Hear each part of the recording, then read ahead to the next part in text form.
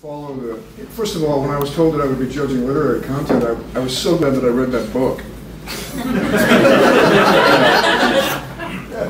The Road, you remember that one? Yeah. I read the abridged version, the parking lot. I didn't really quite finish all of it. But the places that you took me, in fact, the places that I went, where is he? Oh, I'm over here. Okay, great. First of all, I got a sort of a Dr. Seuss feel from you with all the places that you took me. And then I went into this bluegrass music thing with I was suddenly my own grandpa. Can you remember that song? I was my own grandpa. Yeah, it's a great song. I got taken to the Black Adder with Stephen Fry. Is it Stephen Fry that wrote the Black Adder? I've never read either. TV count as literary? Yeah, whatever. But I was also taken into with the scoliosis thing, which I thought was took me into the Patanjali classical yoga text thing. If I'm just making references here off the top of my head, and also then I went to this driving to Las Vegas when I saw this guy in his Cadillac with "Sexpert" written on the back of his license plate. I was on a journey. Let's see, I remember to keep the taste in my mouth is the same reason I drank, actually. But the thing, that's the same reason I quit drinking too, actually. The thing that I wanted to address, though, was a buddy of mine who's a poet in his own right, Michael O'Keefe. Have I gone over my time? No, you're fine. He did a movie called Michael Clayton with George Clooney. Woo! Thank you.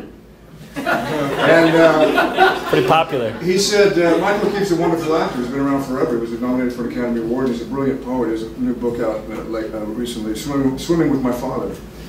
And he said, just when you get to the point in your life where you've got some self-esteem, you get to be 50, 55 years old, whatever he is, 45.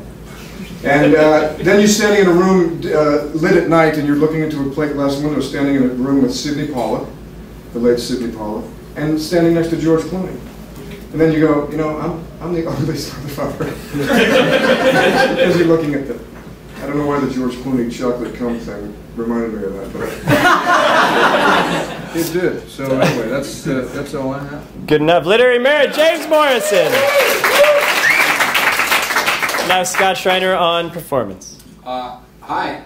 I really enjoyed your performance. Being a fellow glasses wearer, the challenges that presents, so I can appreciate that. I think my favorite thing was that your paper that you were reading from was perfect.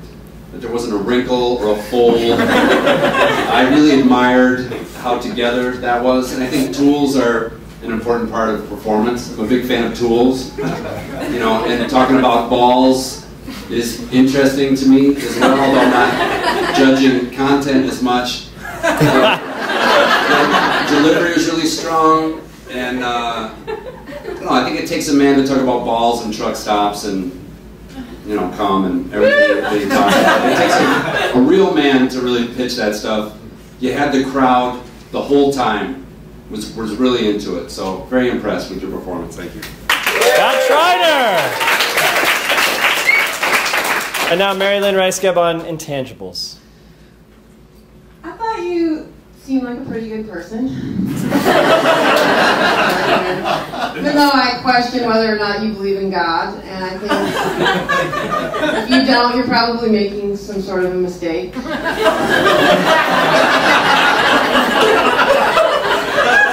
Your piece, I liked it because I felt like you were teaching me about stuff that I didn't know about.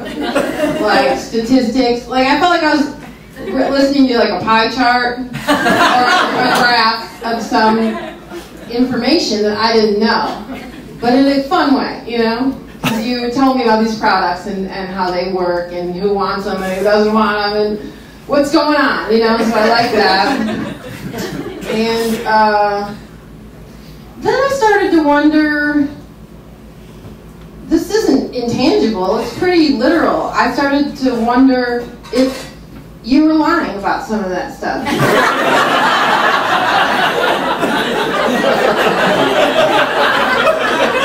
I started to think maybe you're not such a good person after all.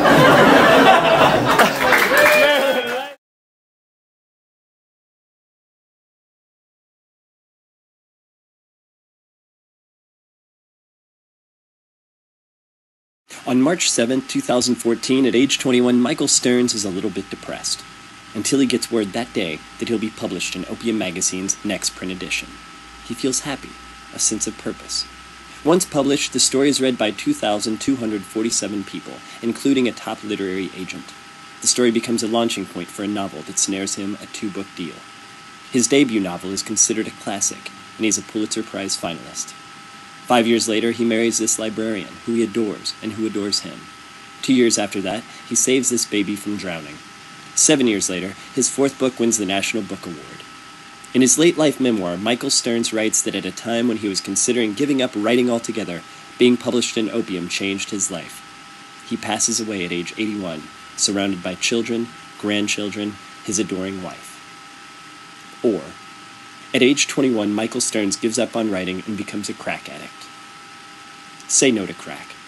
Say yes to opium. Donate now to support the future's most innovative and important writing.